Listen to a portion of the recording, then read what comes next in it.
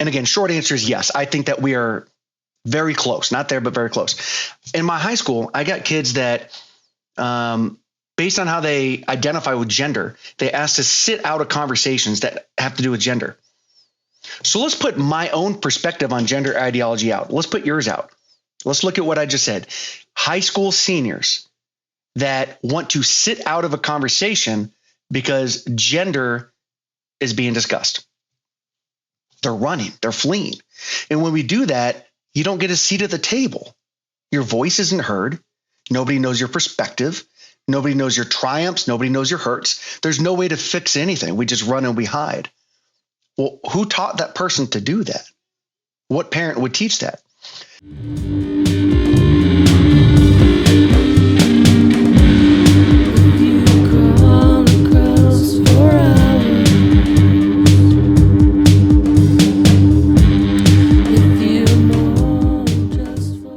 Luke Grimm, welcome back to the Dad Hat. How are you?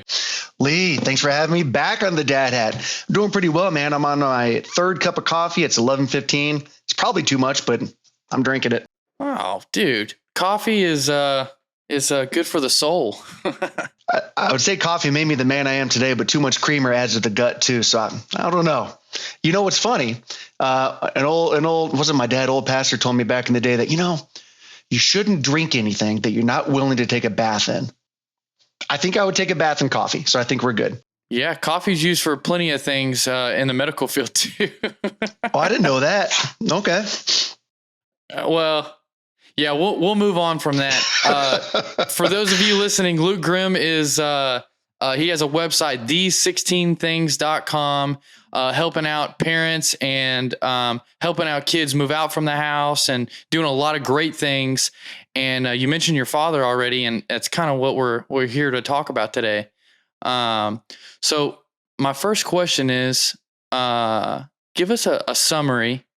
Who was your father, Luke?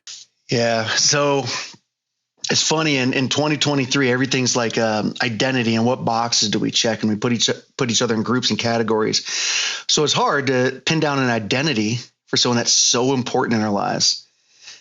So yeah, I'd have to ask him where he was born. I think North Dakota. So my dad was raised in a household. He was the third out of 9 kids. So a pretty large family, right? He was the third. He had 2 brothers ahead of him. His dad was in the Air Force for a while. Then his dad spent a couple decades in the Border Patrol. So he was kind of in that house and that structure with a lot of discipline. There was clear right and wrong, but it probably meant that dad was out working some long hours. So that gives kids some freedom. So I'm trying to picture, how my dad developed, but yeah, so he did a lot of moving around. He eventually finished high school and he joined the military at the age of 21 or 22. And so he joined the Coast Guard, served almost 28 years. So when I was born, he was probably in his second or third year being in the Coast Guard. So I grew up in the military household as well. And it was like that for all 18 years coming up underneath my dad.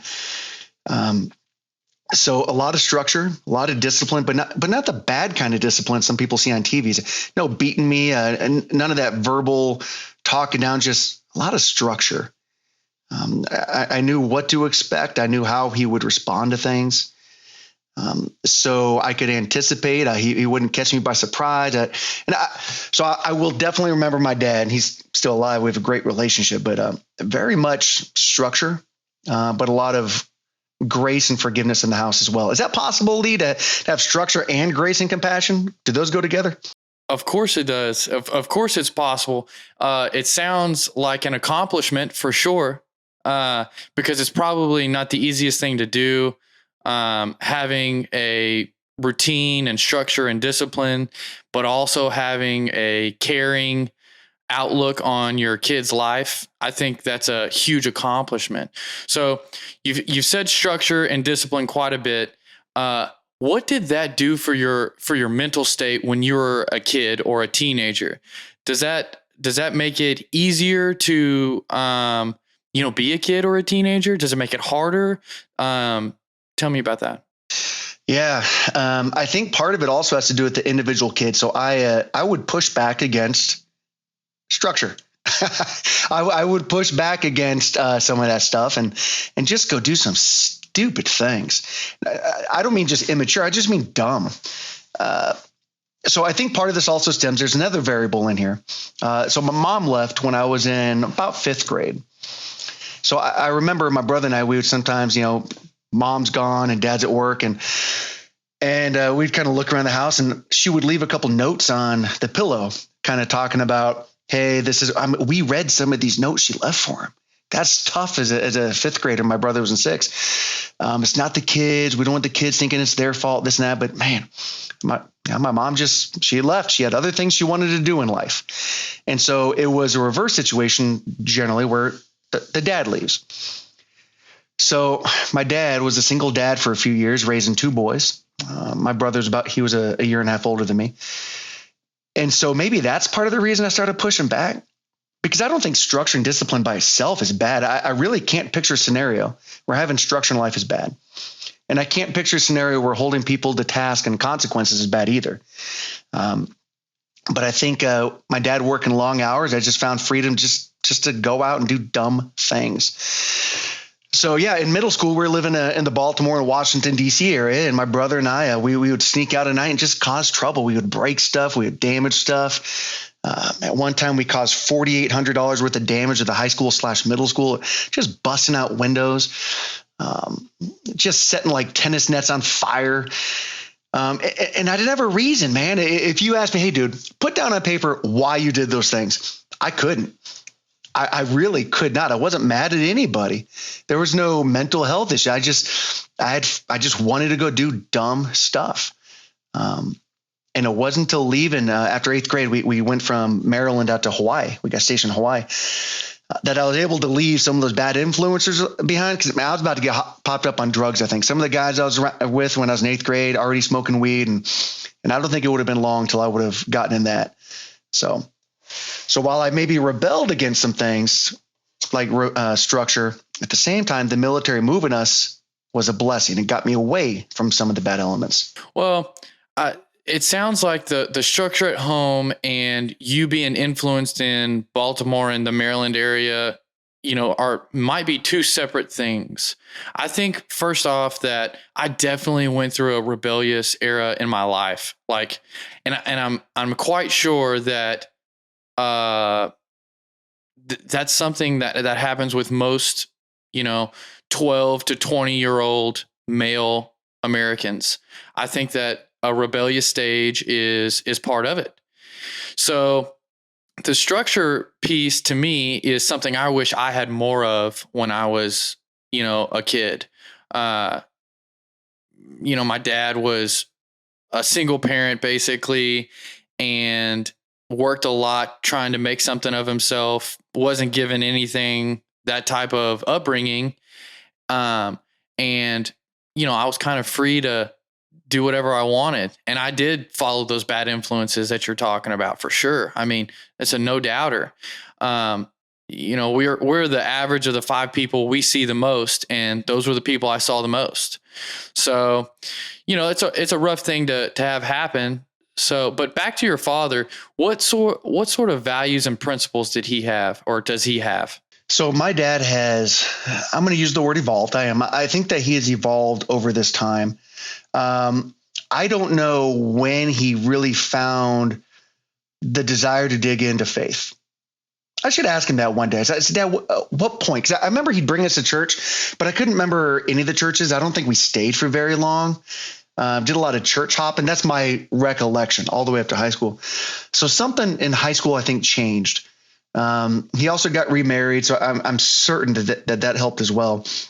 But the values and principles that he would hold true, integrity. I think I've never strayed away from his integrity piece. When we screw up, it's on us. When somebody else does something well, they get the credit, not you. Another thing about integrity that stuck with me for years from him as well is when someone says, man, you got to have integrity, you got to be honest. It's funny. We throw integrity and honest back to back, and we start to put them as, going together. But I would liken integrity as that of the hull on a ship. the integrity of a ship, the hull. The Titanic, right? When it sunk, it's because the integrity of the hull was compromised. And this massive ship that could do all these great things, punch a couple holes in it and it cannot recover. It wasn't able to recover from that breach in its integrity of the hull. So I've stuck with that. And I don't think he ever said that outright, but he definitely left me with that. So it's not just being honest in one moment. Lee, you and I have actually talked about how it's a lifetime of things, not just one instance of a memory, but a lifetime of things kind of help develop who we are. And so I think our integrity comes from a lifetime of doing all these right things. My dad stuck that with me. So when I raise my kids now, I realize they're going to remember a decade of how it felt in the house. They're going to forget tons of stuff I said. They're going to forget tons of consequences and discipline and lectures and all this stuff, but they will remember the overall feel of the house. That's something you stuck with me for the integrity. Yeah. Okay. You almost describe it as if you're describing character. Like it's almost a set of, or a skill where you evaluate the situation and you try to make the correct decision, and the process of the evaluations over time and all the scenarios where you've made the right choice or the wrong choice over time creates this integrity of who am I and what character do I want to have, and that becomes the most important thing about you. And holding those principles near and dear, no matter what the situation, when it's easy to do the wrong thing, when it's easy to do, the right thing, no matter what, you do the right thing. So that's powerful right there. Yeah. And anyone listening, think about the last time you went to a memorial service, a funeral service, a wake, and maybe it's in a church, and, there's the open casket, open coffin. People can come in, say their last respects. And a lot of times they're going to have up on the big screen, kind of like a PowerPoint of just kind of cycling through maybe some pictures, maybe there's some music playing, and people are remembering that person. It's a legacy. That's kind of the word we're looking for, the legacy. Well, when my dad does pass, he is 68 right now. When he does pass and he's up there and he's got these pictures going, I don't think anyone's going to remember the one time he told the truth. The one time he did the right thing. The one time he didn't will stand out, and they're going to forget the 99 he did right. But people are going to remember a sense that he was a man that would hold the values. He was a man that would hold the principles. He knew how to apologize. He knew when to say, I'm sorry. He knew when to say grace, but he also knew when to hold people's feet to the fire. And that you just can't get that in a day or a week or a month. It's a lifetime. And I like how you mentioned it just takes time to do this, man. And my dad left his mark on me that I want to be that guy that is teaching my kids about honesty, about forgiveness, about grace, about consequences, and that it takes a lifetime to build this. I don't know, man. It's complex and it's tough, but it seems complex. There's so much built into this, Lee. It's hard to nail it down. If it was easy, everybody would be doing it. Everybody would be great at being a father. Everybody would be great at being a great human, a great citizen, a great whatever. If it was easy, we wouldn't have any problems. So that's what makes it great. That's what makes it great, is because it's hard. It's hard. And listen to you talk earlier about some of your parenting, man. If we're intentional, we can do this. But I believe this comment. You can accidentally walk into being overweight. You cannot accidentally lose the weight. You can accidentally walk into debt and credit card debt. You can't accidentally get out of debt. And here's another example. You cannot accidentally walk into a great relationship with your dad. And as a dad, you can't accidentally have a good one with your kid. It takes intentionality, man. Same thing with our husbands and wives. You can't accidentally have a good marriage, man. It takes work. But if we're intentional, man, good times. That's actually part of the big reason me and my wife got together, or I was very intrigued by my wife when first meeting her, was not only was she trying to evolve herself and become the best version of herself possible, which I was on that same journey, but she was also intentional or wanting to be intentional about having a husband and creating that relationship. And I was like, you know what? So do I. I want to be intentional about having a wife and about having a good relationship and about being a good father and a good husband, So it does, intentionality is, not all of it, but it's a lot of it. I mean, if you're intentional about something, that means you're focused on improving it, focused on what, defining it, evaluating it. And all of those things are necessary for a successful marriage, for a successful, fatherhood. It's very necessary. There was a Toby Mac song. I don't know if you know who he is, a singer. Some of his lyrics is, I want to be a daddy who's in the mix, and I want to be a husband who stays legit. And every time I hear this song, I'm waiting for those lines. I'm like, America needs to hear this more. Can we be intentional as fathers? And can we be intentional as husbands? Because it's not easy, man. It's not. But if we, I don't know, wake up in the morning, go use the bathroom, go get some coffee, say, today's the day I'm going to be legit as a husband. Or today's the day I'm going to spend 10 minutes straight with one of my kids. Man, we can make some progress in our families.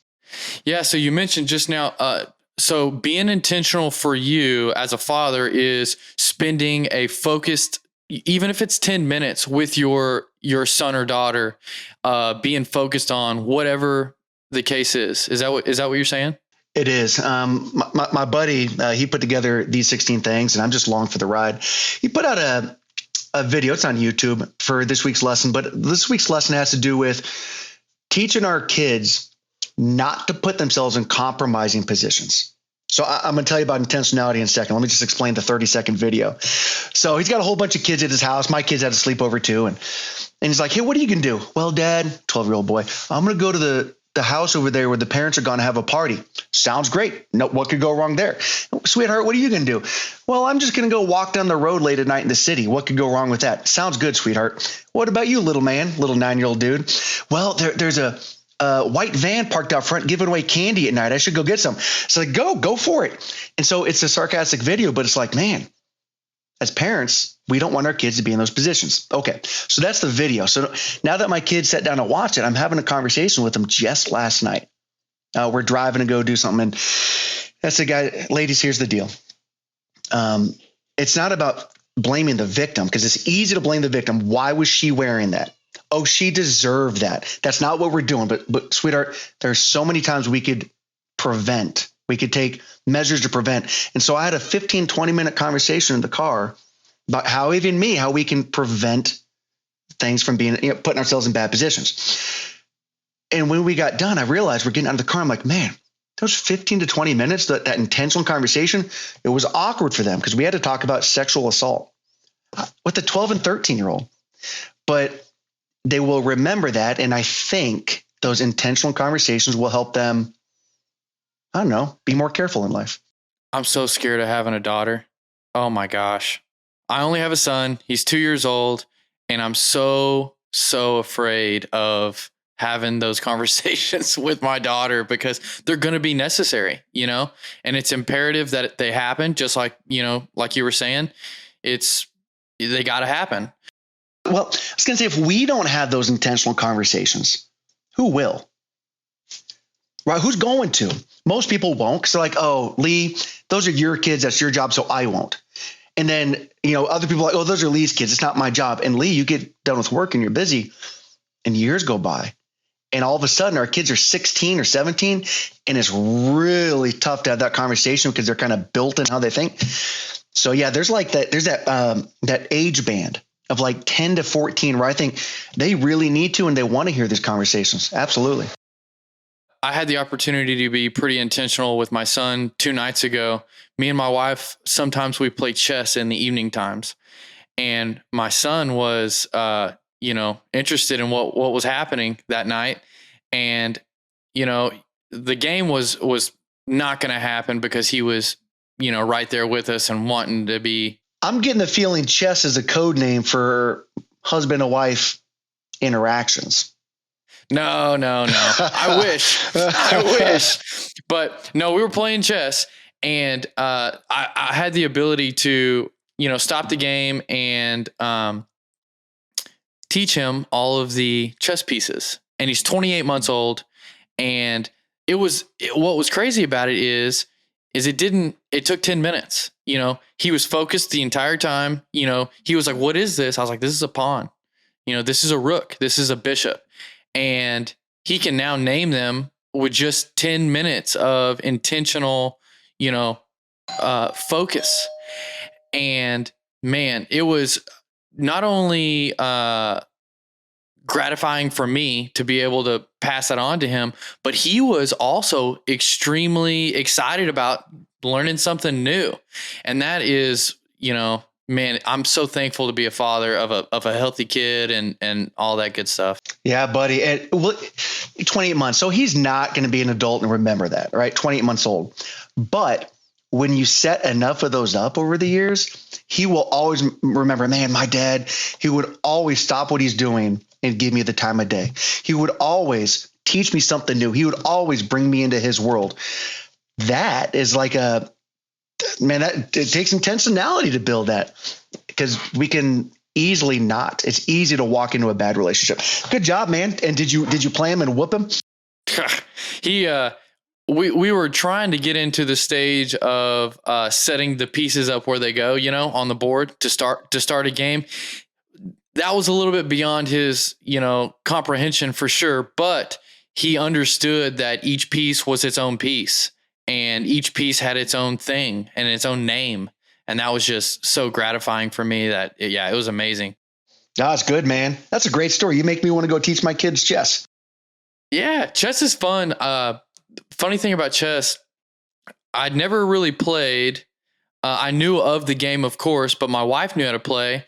And so she proceeded to beat me in chess 12 or 13 times in a row. I mean, it was brutal because I don't know if I love to win or hate to lose more, but taking those losses was tough.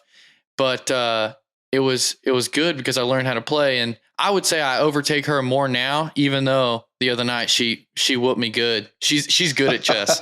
She is. We're talking about two things that just mixed, chess and my dad. So I remember I was about 8 years old down in San Diego, and we're at my grandpa's place. He's since passed. I didn't spend a lot of time with him. But looking back, it gives me a glimpse of who my dad is. So here's my grandpa sitting down on his recliner. He's got like a TV tray. We can all picture the old school TV trays, put your TV dinner on. And he's got the chessboard and says, sit down, boy. He might have said son. We'll go with son. That sounds good. And I sit down and he teaches me the game of chess. And he beat me over a dozen times using that 4-move checkmate. And man, I was hot. You could probably see the steam coming off my head, and he had no mercy. Set him up again, boy. Set him up, son. And again and again and again. And now that I look back, I'm like, okay, my dad grew up in this kind of a household where it could be a little bit ruthless. And if you want to win, you got to earn the win. We're not going to just give away the W. So I don't know. That's a takeaway. It devalues the game to give the game away. To go easy on someone takes the value of winning away from the game. And that's something we can't lose, in my opinion. I think competition and life are so closely correlated and related that to take competition out of life would be detrimental to a human, to the individual, to a society, to the world. So I hope we refrain from doing that in the future as a society. And can you imagine a workforce that gets upset? Well, why would they do that? Why wouldn't they have just taken it easy on me? Why didn't they just do it? This is how work is, man. You got to contribute. You got to participate. You got to function. No handouts. But we need grace and compassion too. But yeah, he throttled me. And my dad and I, we've talked numerous times when he plays my daughters. It's his only set of grandkids over here. And I'm watching him. And sometimes he goes easy. I'm like, Dad, come on now. You're right. Those are my granddaughters, though. It's tough. All right, so let's go back to your father and let's talk about his relationship with your mother. How was it? Yeah, so that one's tough because my mom, again, she left when I was in about 5th grade, and they never reconciled. He never talked trash about her one time. She never talked trash about him. Neither one tried to drive a wedge, which I find interesting looking back. Is nowadays I feel like both parents are worried about that. So there's no wedge. They just never talked since the divorce. I didn't really talk to my mom a whole lot about it, nor my dad. And my mom, she died when I was about 22. So I went and help bury her in Alaska. So I don't have a chance to ask her those kind of questions. But my dad remarried when I was in high school. So that's probably a better marriage to talk about. They're still married. Gosh, we're talking 93. So sneaking on 30 years this May, 30 years this May. And both my dad and my stepmom, they're totally different kind of people. She is kind of a people pleaser. She's very accommodating. She'll be the one to do the dishes every night and make sure everyone's got something to eat and taking care of things. She's a servant. And my dad has more of I think you might have mentioned this earlier. He'll kind of command the room. You'll know that my dad is there. My dad is great at speaking and teaching and instructing. So it's interesting when they interact, but they both made a decision that there's no falling out of love. They both made a decision that they're going to be intentional daily on making it work because it matters. And it is clear as day when I watch them interact. It is a choice. If they ever have a disagreement, they are not going to have that in front of me. They know when to kind of keep calm, and I know they'll talk about it later. So they've given me a great model, great example of, I think I want to do some of this stuff with my wife. So yeah, great relationship with the stepmom. Her name is Marilyn. His name is Matt. I have nothing negative to say about that relationship they have. None. I gotcha. I can make something up if you want me to. I could just create something. No, don't do that. Tell me, why do you think, so both of them were intentional, just kind of like we've been talking about all show. Yeah. What other things kept them together or kept that relationship so strong?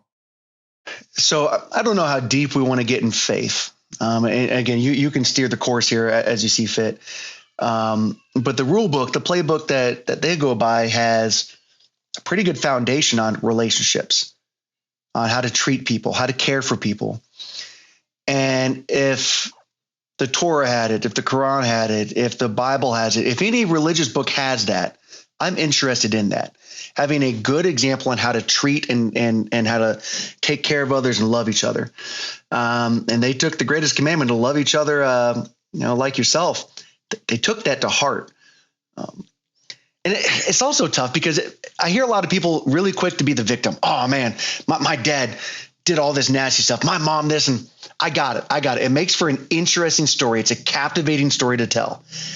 But who really wants that for their own children? Nobody does. Nobody wants their kids to go through that. So why are people in such a hurry to tell that story? It's like they want people to know how hard their life was.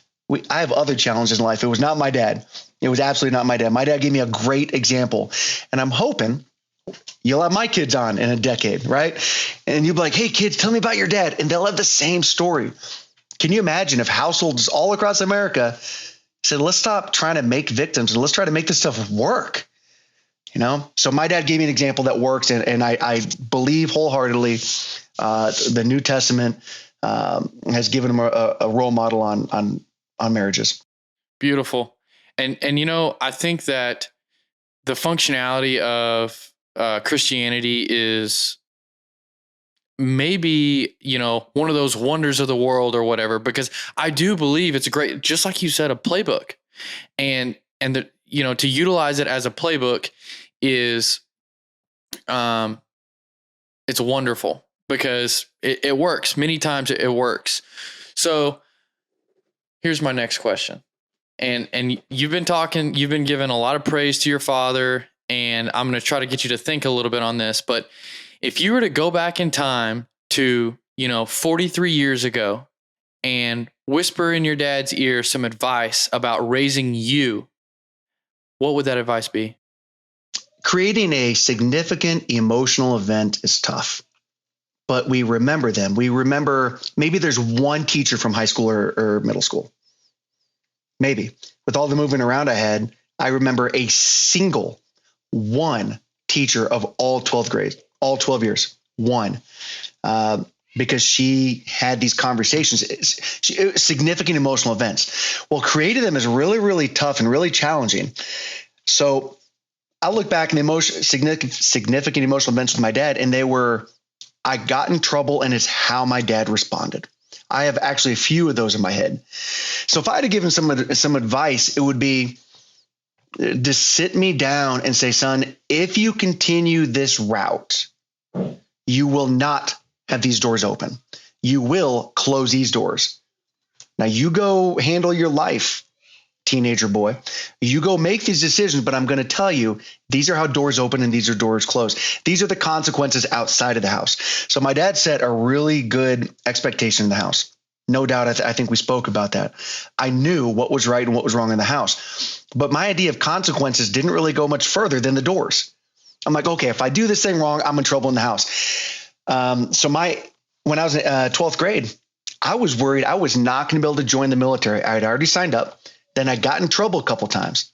I got caught not shoplifting at the store I was working at, a sporting goods store, but just allowing kids on the soccer team and the baseball team to come in. I'd give them free stuff, and I'd try to hide it in the back. Of course, I got caught. I got fired. I'm thinking, oh my gosh, this could ruin my enlistment in the military.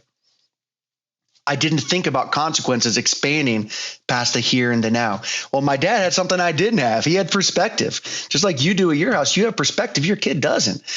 And I wish I would have had more perspective of the future, things that I will ruin or things that I'll open if I make good choices. That would have been nice. God, I wish I had that too. I agree 100% on that. That's a great answer. Thank you so much.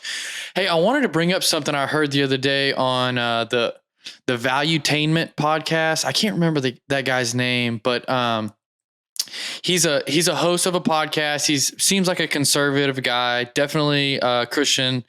But he said that, a child goes through 3 stages, especially a son and a father. He's talking about a son and a father relationship. And he says the first stage is where your son adores you. He thinks you're his hero. He thinks you're the greatest. Yeah, Patrick Bet David, that's him. Your son thinks you're a hero, idolizes you, wants every bit of your attention.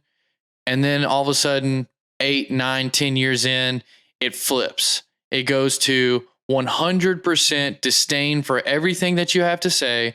None of your decisions have been good. You're a terrible father. You're a terrible husband. You're terrible. And that might last for 8, 9, 10 years or even longer, and it may never end. And then the third is when that son realizes how many times his father was correct, how totally wrong that he had gotten it about his dad, about his father. And,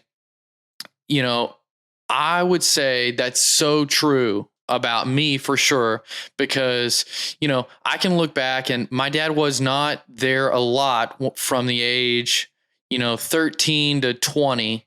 There was a gap where he was making something of himself, working hard, learning, sales, learning IT, learning fiber optics. That's the type of stuff that he was doing. But, and I had this disdain for him for sure. I just thought he was the worst. But looking back now, I see how hard he worked and how much he put into evolving himself. And at the same time, still loved me very much and showed me that as much as he could. Maybe obviously we can all do better, but he was trying. And I just related to that story so much that Patrick Bet David told on his show that, I wanted to share that here. And I also wanted to ask you, is that, the flow of how it went for you too with your father? Yeah, what an interesting flow. And I think I agree that happens more often than not.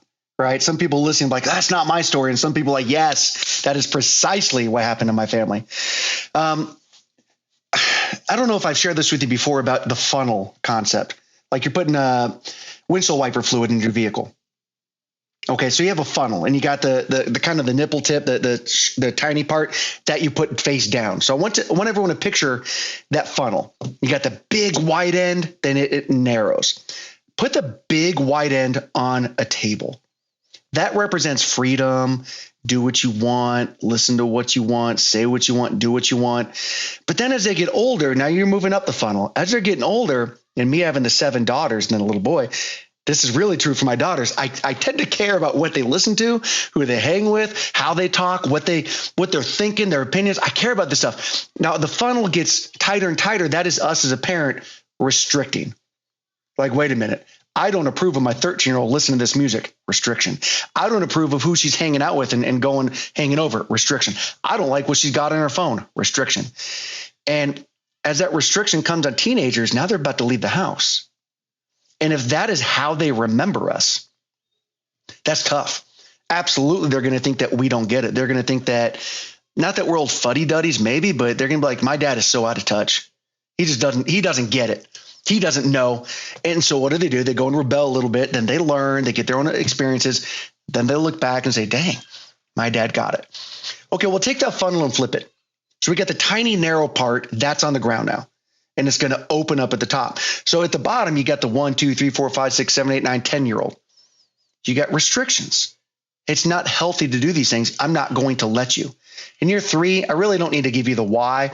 But as you get older, I'm going to start giving you the why more and more often. This is why this is good. This is why this isn't. And by the time they're 15, 16, 17, the funnel's opened up and your relationship's starting to change. Instead of being the disciplinarian, and when they leave the house, they're 18, they are not going to call home to the disciplinarian. They're not going to call home to get chastised and hear about what they did was wrong. But if you have a relationship with them that's kind of evolved, because that's our role as parents when they leave, man, we got to set them up for success and we got to kind of guide them if they want the guidance at that point. So I think that once I signed my paperwork for the Army, and once my dad said, okay, my son has made a choice. His pretty mature choice is joining the military, and he's about to go and do big boy things. He started to kind of change the relationship, and I got a lot more freedoms and flexibilities. Like, I need you to experience this now before you're bombarded with it in the Army. It's really hard to explain to someone that hasn't been in the military, but I needed that. I needed some freedom and flexibility to make my own choices. I don't know, man. I did. When I left high school, I did think my dad's not so smart with a lot of stuff. Then I was like 21 years old. I'm like, dang, my dad is the smartest guy on the planet. I had a sense of that too. Well, I think, it's almost, I've been fumbling around with this idea, and this idea has been around the sales and marketing for a long time, but the idea of being a guide. You don't want to convince somebody to buy something. You want to guide them to buying something that they want, right? And I think that you could probably parlay that into fatherhood as well. Just that, hey, go ahead, you're driving this car, but I'm going to sit in the passenger seat and let you know, hey, you need to exit right here because the road's closed here in a couple miles, or whatever the case is. So I love that analogy there of being a guide. So, and Nikki would say being the guy. He says, if you can be the guy, you'll never want for anything in the world. You got to be the guy, though, that can give people what they want. And another thing that's tough is I've watched some parents take that funnel to an extreme. Like, oh, my 14-year-old, I'm just going to say yes to everything. Where is that healthy? We are called to raise our children. And if they want the buddies, the friends, they have literally every household on the planet can go be that buddy and friend. But in this house, we're going to set up our relationship a little bit differently. So I don't know, man, a lot of ends of that, a lot of spots in the spectrum, and the pendulum swings too far either way. It's tough raising kids. It's really tough. Yeah. Speaking of it being tough to raise children, let's move into to society a little bit, and how, modernity and society around us makes or breaks raising our children. What are the societal factors that are going to come into play when bringing up young adults? And one of my favorite authors, which you and I have discussed a little bit, Luke, is Will Durant. He was a historian that studied civilizations across history. He wrote a series of books called The Story of Civilization. And I haven't read all of his books, but I'm getting close to, a lot of them. And he just brings so much insight to the world that, these things have happened before in other civilizations. These things that pop up that we're talking about on the news, that we're talking about amongst each other. a lot of these things have happened prior. And I want to read a quote to you, and I want to get your take on it. So you ready? Yes, sir. Let's do it. A nation is born Stoic and dies Epicurean. At its cradle, religion stands, and philosophy accompanies it to the grave. In the beginning of all cultures, a strong religious faith conceals and softens the nature of things and gives men courage to bear pain and hardship patiently. At every step, the gods are with them and will not let them perish until they do. Even then, a firm faith will explain that it was the sins of the people that turned their gods into the avenging wrath. Evil does not destroy faith, but strengthens it. If victory comes and war is forgotten and security and peace, then wealth grows. The life of the body gives way in the dominant classes to the life of the senses and mind. Toil and suffering are replaced with pleasure and ease. Science weakens faith even while thought and comfort weaken virility and fortitude. At last, men begin to doubt the gods. They mourn the tragedy of knowledge and seek refuge in every passing delight. Achilles is at the beginning and Epicurus at the end. After David comes Job, and after Job comes Ecclesiastes. That's Will Durant, written in the book Our Oriental Heritage, first published in 1935. So basically, the meaning of the quote at the beginning is these cultures and these civilizations, they start with a strong religion, clear goals in mind of what they believe, what they don't believe, what's good, what's bad. And when success comes, if we're talking about Rome, at the end of them conquering, 33% of the entire world, and they've felt accomplished, and they've stopped being, the conquerors, they start to live in decadence. They start to live in the time of Nikki, you'll like this, bread and circuses. Basically, life has become too easy. And my first question for you, Luke, is that where we're at in America today? I kind of think we are with a good chunk. And the movie that comes to mind, maybe you've seen it, Sylvester Stallone and Wesley Snipes, Demolition Man.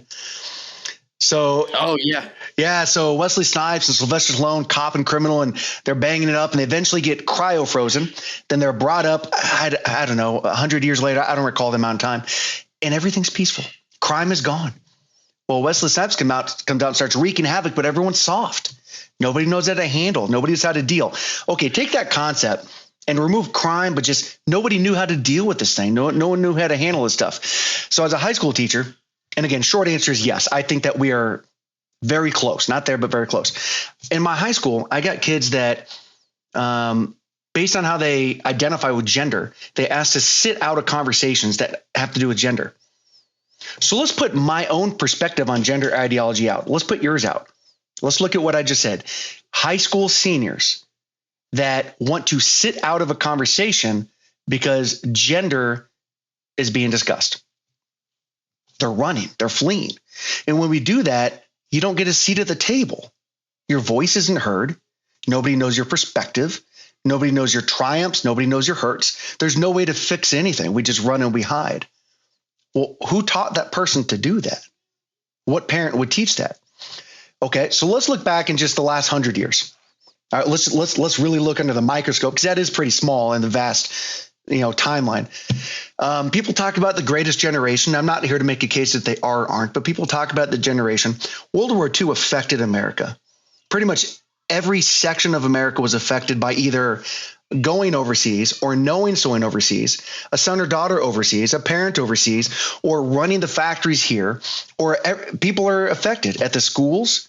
People's dads are gone. In the factories, people are gone. Sports, man, we had to fill in the sport for baseball. It affected everybody.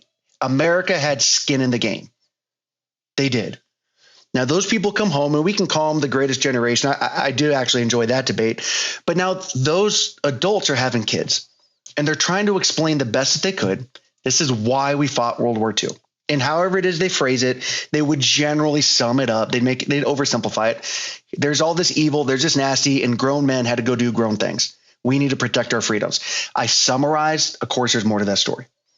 So now those kids are growing up. Those kids did not fight in World War II. They were too young. They weren't asked to. Those kids eventually become adults.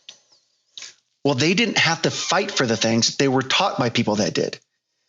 They were just taught by people that did. And so it goes till eventually you get Vietnam. Well, in Vietnam, people were dodging the fight. Oh, but that's different. Vietnam and World War II different. I got it. But the principle, the concept I'm trying to make is World War II, America had skin in the game. And now have we devolved where people are flat out avoiding the draft, everything they could. We've had presidents that and candidates that wanted to dodge the draft. I'm not upset at that. I'm just saying it is. So now we remove that. Now it's an all volunteer force. And our all volunteer force, man, only 21% of people that could join the military are even eligible. And how do you get them to want to serve? So this is not a military conversation, but I'm thinking we have lost the need to go do a lot of hard things. I'm not advocating for war. That's not what I'm doing. But we've lost the need to have to do these things. So now people are in a hurry to be offended. Why? Because we're running out of human rights things to debate in America. We have a constitution, love it or not, we can fix our problems. Identify it. Let's bring it up. Boom. This is bad. Let's fix it. Well, when we fixed enough stuff, what do we have left to do except for just kind of complain about some stuff? What are we complaining about, man? Your house is $250,000. Well, you know. No, I don't know. What are you complaining about? You have 4 cars in the driveway. 2 parents and a kid. You got 4 cars. What are we complaining about? You're making we make fun of ourselves. First world problems. First world problems. I'm like, nope. Dude, I found out one of the colleges, maybe in Virginia, they put out a list of things that you shouldn't say anymore. And first world problems is one of them because it insinuates we're better than other people. In other words, we joke about a first world problem. Well, that language is now offensive. We're just finding things to be offended about. And we wouldn't have to do that if people would kind of go back and say, okay, we need to work hard. I believe in hard work. We need to actually care for our country. Whatever country you're in, I don't care.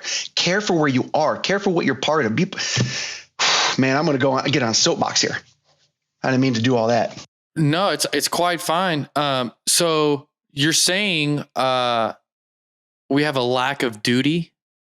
Is that how you might summarize it? We don't have any. Our men don't have a sense of duty to go serve something greater than themselves. Do you think that's the crux of the problem? Holistically, yes, clearly not 100%. We still have people that are, since 2020, with all the Black Lives Matter and all the protests and the riots and the defund the police, we still have individuals that choose to get in the hard line of work of the police force. So it's not everybody, right? We have some people who want to get out and have a sense of duty. But I think part of the problem, Lee, is if we demasculate men and if we totally twist what it means to be a man, what do we expect boys to do when they turn 18 or 25 or 30? How do we expect them to be? That's a real question.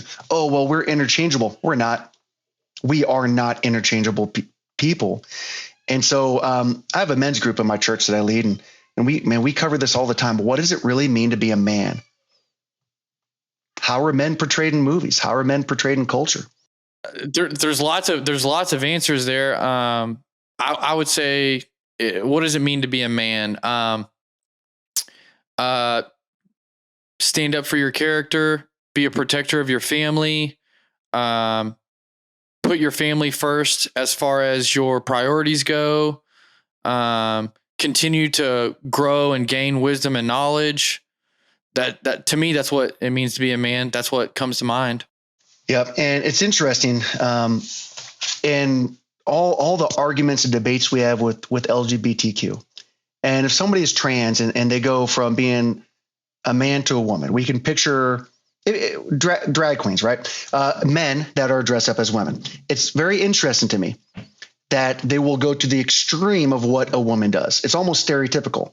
The fancy nails, the pretty hair, the fancy dresses. In other words, we recognize there are differences. right? A caricature is a great phrase. Yeah, we're like, this is what a woman looks like. So when a man wants to be a trans woman, they go to that extreme of what they think a woman is, right? In other words, we do identify there are differences. And if there are differences, we need to respect masculinity, just like we have to respect femininity. And I think that our culture is just trying to mesh everything together, and it's super confusing for our teens. And I do not think we need a war to bring our teens back. That is not what I think at all. But I think that we as a country, talking about decadence, right? That was your question, your conversation earlier with Will Durant. I think that, yeah, we've become soft. We've become really, really soft. And it's easy to complain about things that just, they matter to you, but in the big picture, I mean, we should deal, we should process, not complain about everything. I got a question for you. Earlier, you explained how you use Christianity as a value template or a value set to be a good father, a good husband, all of those things. Yes. Can a man or a woman alone, without religion or without a school of thought, create his or her own values? Is that possible? Sure. Yeah, absolutely. Yeah, the question is always going to be, where did they come from? Yeah. Okay. So I got another quote. This is again from Will Durant. This one's from Lessons of History, published in 1968. The greatest question of our time isn't communism versus individualism, not America versus Europe, and not East versus West. It is, can man bear to live without God? And, end quote. I think that this quote is, regarding what you and me are talking about right now. Does society need to have a value set, pushed upon them, or can men and women create their own values? And what does that look like? If they can create their own values and can create their own character composition, I guess is what I'm looking for. What does that look like for Americans? Or do you believe that Christianity is the answer, that you gotta dive into Christianity? Yeah. So the very direct answer that's going to offend somebody. I'll tackle the last piece. Yes, I see Jesus Christ as the answer. However, can you imagine, Leah, when did you get engaged? Do you remember what year you got engaged? Okay, so let's take it back to 2018, a year before you're engaged. Let's just say you're dating your wife, and you come up to her and said, you know what? You're going to love me, and I'm going to propose, and you're going to say yes, and you better love me forever. Who's going to respond to that? I wouldn't. She probably wouldn't. That's exactly what I said. No, I'm just kidding. Oh man, and it worked. No, that's not what I said. I'm just kidding. Yeah, but what you're doing is you're pursuing her. You're saying, I care about you. I love you. I'm here. I'm pursuing you. But she had to make a choice. And in your mind, you knew you were the best man for her life. You knew you were. Because you wanted her to marry you. You're like, I'm the one. Pick me. Ooh, right? And you're thinking, you're the best one for me. But you're pursuing her, but you can't make her. So me saying that following Jesus is the answer doesn't mean it should be forced. It is completely optional. It is a 100% choice. And anyone that tells you otherwise has to be able to back that up. The problem is they can't. It should never be forced. It should never be forced. And if you can't back it up, don't bother saying it. So back to the values. If we all make up our own values, I think that's fine until a nation just crumbles. Just take the two of us. If our values are drastically different, how do we ever get along? Ever. We couldn't. Everything would be, I want this, well, I want this. Pick a topic. I don't want to put you on the spot, but pick any topic about stealing, shoplifting. My value is that if I see it, it's mine. Forget the law. The law is made by men, and every single law is imposing a set of values and morals. We legislate morality. We say that stealing is wrong. So let's legislate that. Let's make a law. Every law legislates morality, and laws are made by people. We just tend to agree that stealing is wrong. But what if my morals and values say it's not? Oh, well, you shouldn't hurt other people. I love this one. Well, as long as it doesn't hurt other people, let's back that up. Why is that wrong? Legit question, because you have to go all the way back with this morals and values. If my morals and values allow me to hurt other people, you're going to get mad, and so will everybody else. Those are my morals and values. And what if my values leak? Because this is where it's going in our most Western state. That would be Hawaii. In California, what if my morals and values, it's okay for me to have an attraction towards somebody that's underage? Pause and consider that question. But that's a real question when you take this out there. Why not? Those are my morals. Okay, so basically what you're saying is if there's not a set of moral values pressed upon a society, then you're asking for something, you're basically making it fair game for an individual to act in opposition of a society or what most of the people would hate, which I would say, or dislike. I would say that's happening anyways. I mean, that's exactly what's happening. So is that what you're saying? The lack of Christianity and the lack of moral values is the reason why we have people in California, it being okay to be a pedophile in California? You're not too, but yes and no. First off, you led in with being pressed upon. I'm not here to impress upon my morals and values whatsoever. It's not my role. It's not my job. It's just not my job to push my stuff. Now, if a society as a whole says these things are detrimental to others, let's make a law. I think it's detrimental for a 43-year-old to go have relations with an 8-year-old. I think we should probably have a law against that. And I'm okay with that. I'm okay with pressing things like that. But if people come up with their own morals and their own values, they will, as a matter of fact, rub up against other people's all the time. Now, who wins that? How do we decide whose truth is true? How do we just walk away and pretend that interaction didn't happen? My right and wrong is different from yours. Well, which one of us is right and wrong? Where does it come from? And if it just comes up just inside of us, I don't know. Let me push back for a second then. So I would say that probably not in your case because you have a discipline and routine and a military background. But I would say the Christian value of pity is part of the reason why we have a victim culture to begin with. I think 2,000 years of being pitiful towards, the lesser endowed or the lesser talented set of people have made it to where it's okay to, be third or fourth place, or it's okay to, I would say pity is not a good value. Let me just say that. And that's something that Christianity is very apt to. So where did that phrase, the Christian value of pity, where did that originate from? I don't think I've ever heard that phrase before. Or do you have a couple examples? Well, Jesus loved the poor. He also was a person that was the flock leader of sheep, which, sheep is not something that's going to be, I would say that's, not a lower class, but being led around, not being able to make decisions on your own. I feel like that's what Christianity portrays. And that's my problem with it to begin with. I follow. So we'll get to the sheep thing in 1 second. I think, let me know if you mean it this way. When you say pity, are you putting that in the same definition as compassion? Would you put pity and compassion as the same thing? Close. They're related for sure. Yeah. So I definitely 100% believe in showing compassion for others. How we define it may matter.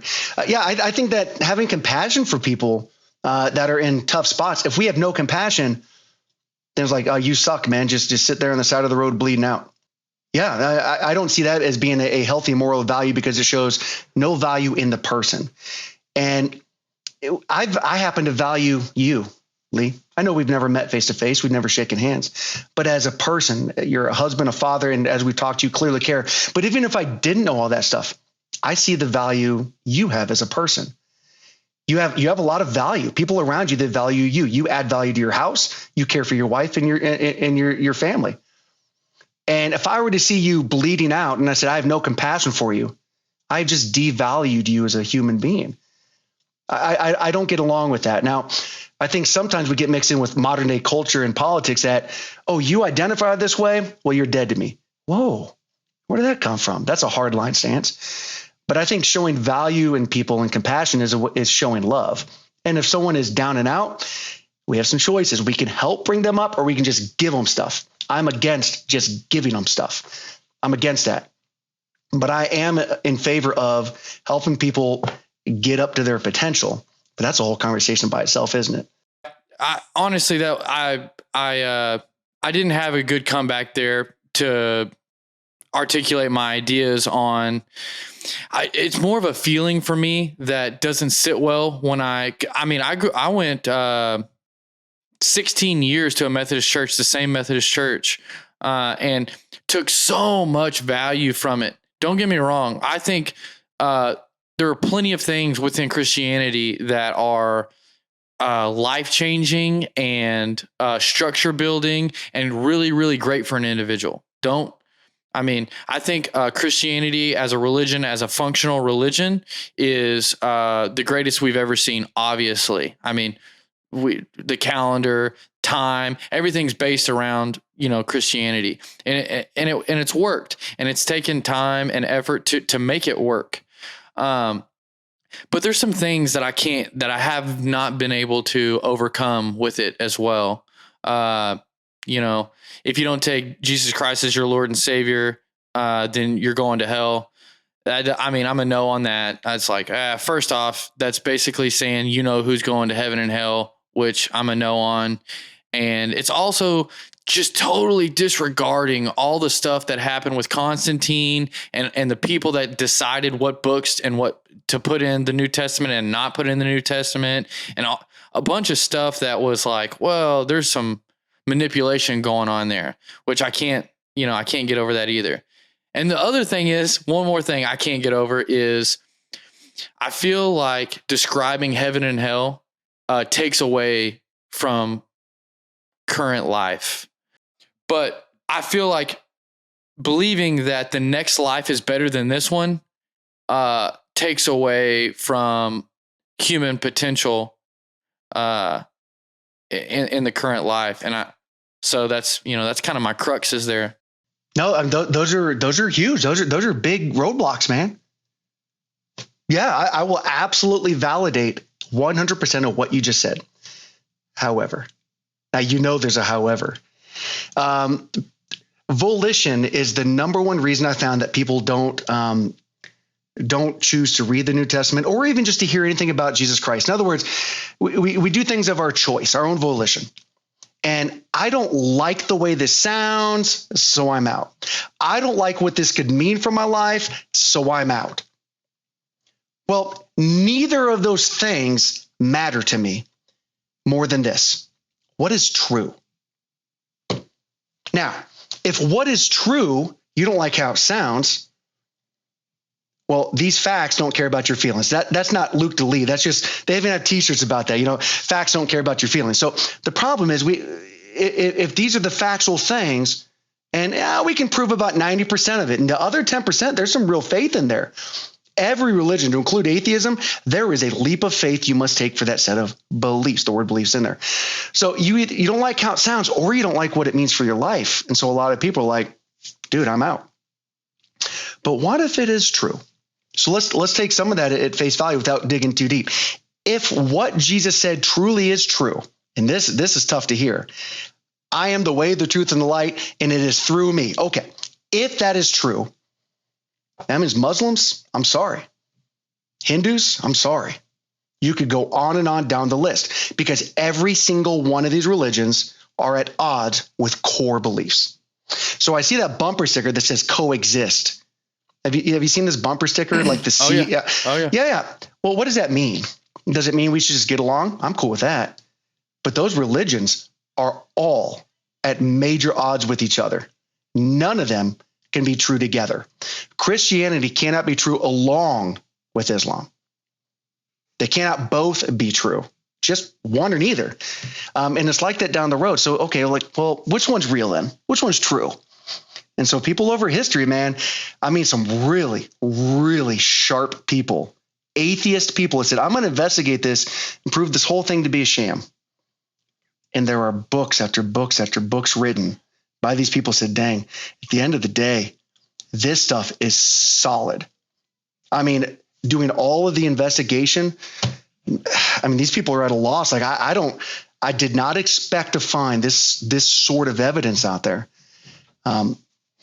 It's a complicated issue, man, because a lot of it involves our choice.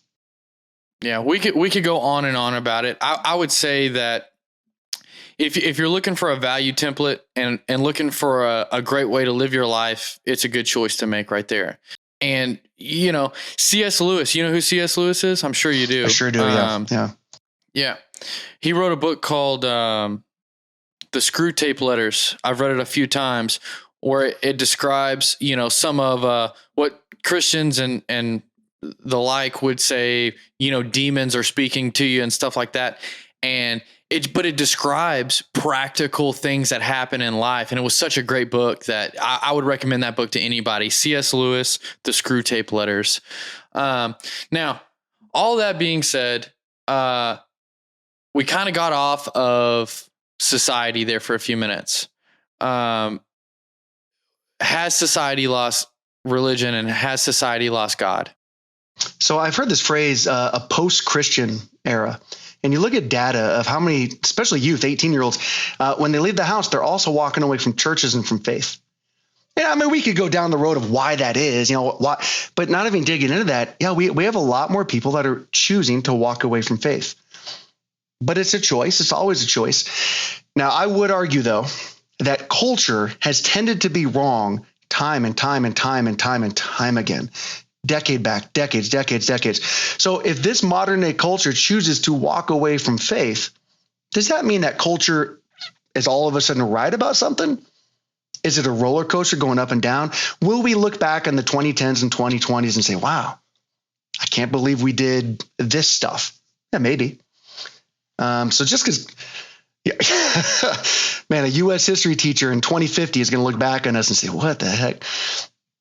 Yeah. So, I mean, if people choose to walk, I mean, they're clearly welcome to. I think that the advent of technology has made people, I'm not sure how to wrap that up. Technology, what it is today, is also different. People can just get wrapped up in something and walk away from everything else. They can isolate. They can find their own truth, whatever that means. 2023, dude, we got some issues. Yeah, for sure. Okay, so we'll say yes. There, you know, we've kind of, and even if you want to argue, there's a lot of statistics out there. Oh, there's more Christians now than ever before.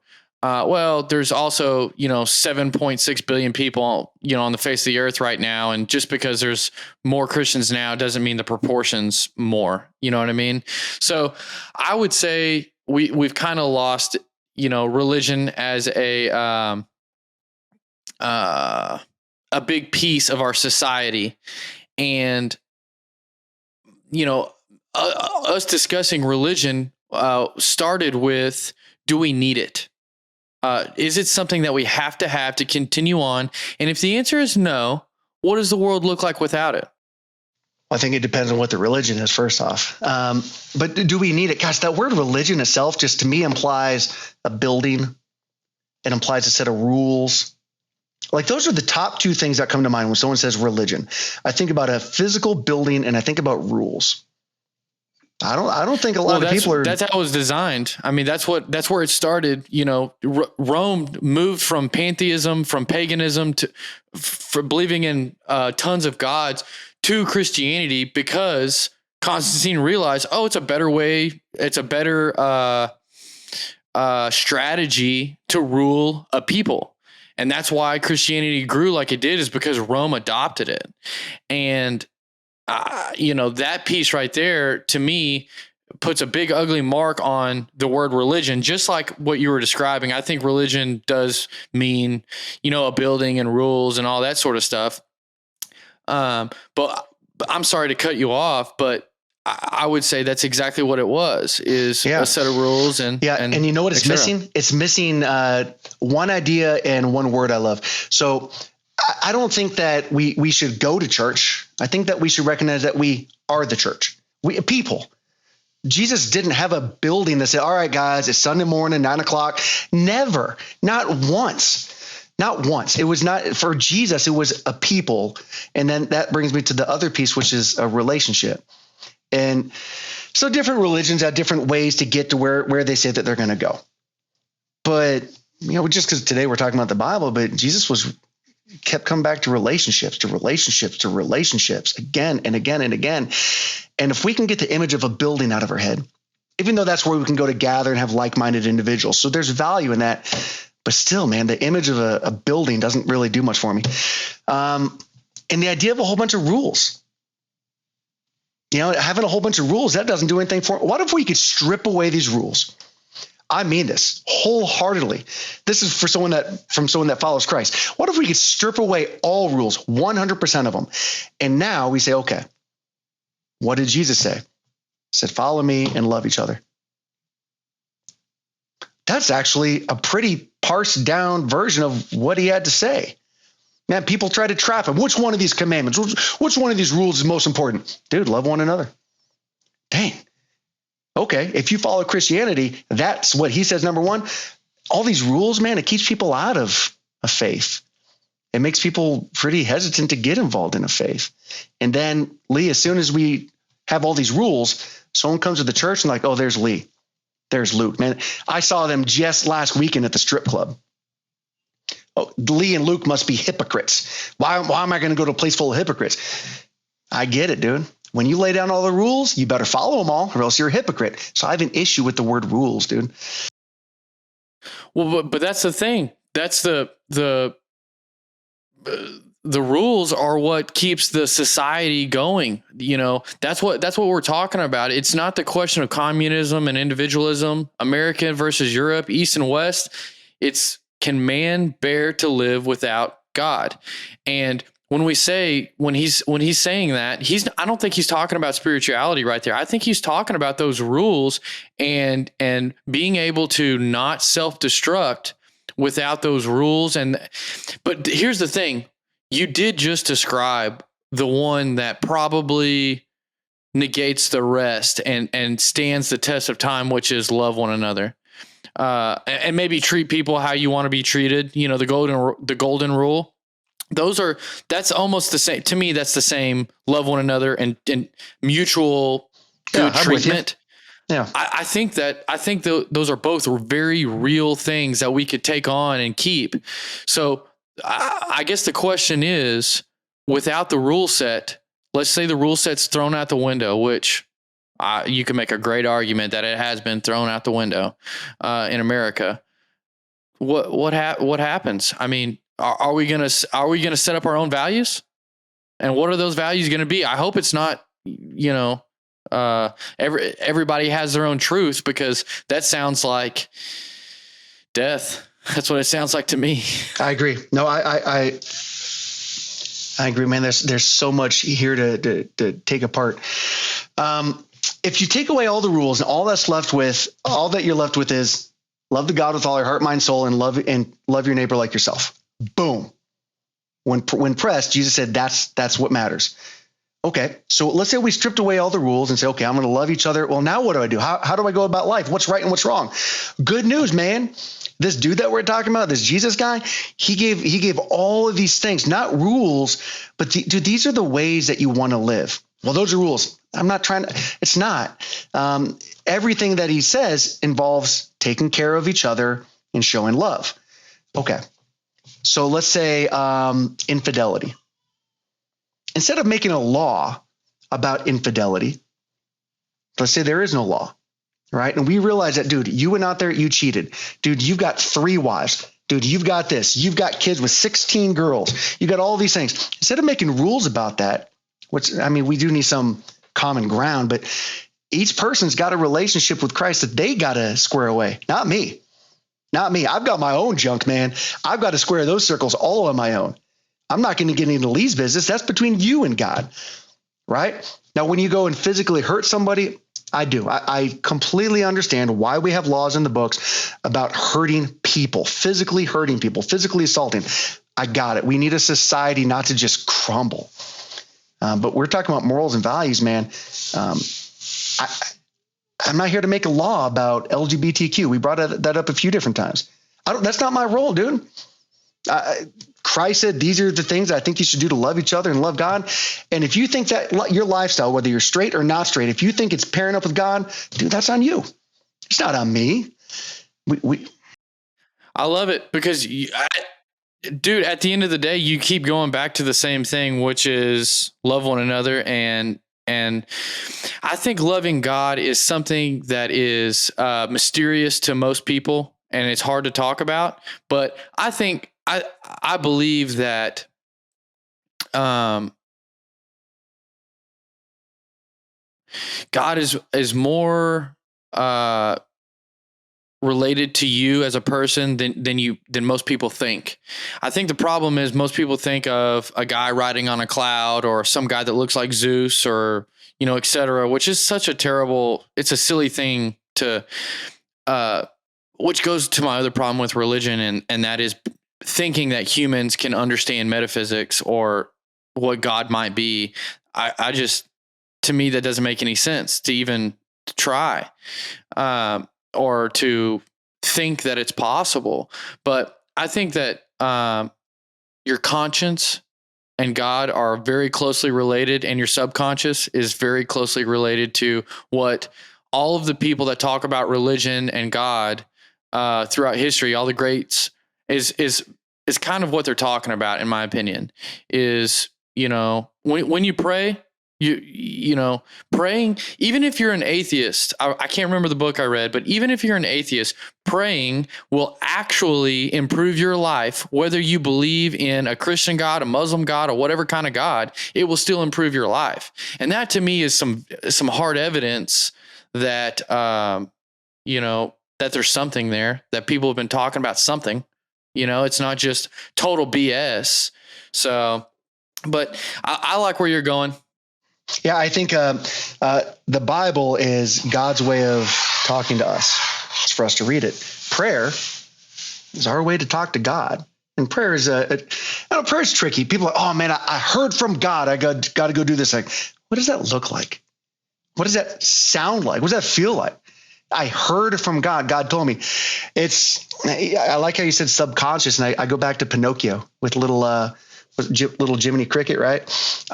There's this feeling inside of us. And I truly believe, even an atheist praying, that there's a communication channel that's open there, man. You're understanding life is bigger than us. Because if life is just us, bro, that is sad. That is depressing. It's like, what's the point, dude? We're here, we're gone, smoke. We lose meaning. If life is just about us, there's nothing. It can be a really hopeless thought. All right, just a quick recap. So your father was a military guy just like you. He imparted some good discipline on you, and he did a great thing by not talking bad about, your mother when they separated, and you could have went back and your only advice, which was good advice, but not life-changing in my opinion, would have been give you a little bit more understanding of the doors that are going to open or close for your decisions that you were making as a teenager. That's kind of what you explained to me. And then, being intentional as a husband and being intentional as a father is a great deed, and it's a duty as a father and husband to have. And we still don't know what the nation is going to do without God in its life. But we came to the conclusion that love thy neighbor, know thyself, treat people how you want to be treated is the right way to go. Yeah, I'm with you. With you all the way. Luke, thank you so much for coming back on the Dad Hat. And honestly, I look forward to having you again sometime. And if I come back on, dude, I'm going to wear my own hat. I think I have to wear a hat next time. You got to wear a hat. I think, it should be a requirement. Yep. I got a couple. Now I know. I'm on it next time. All right, brother. Thank you. Thanks. Take care, brother.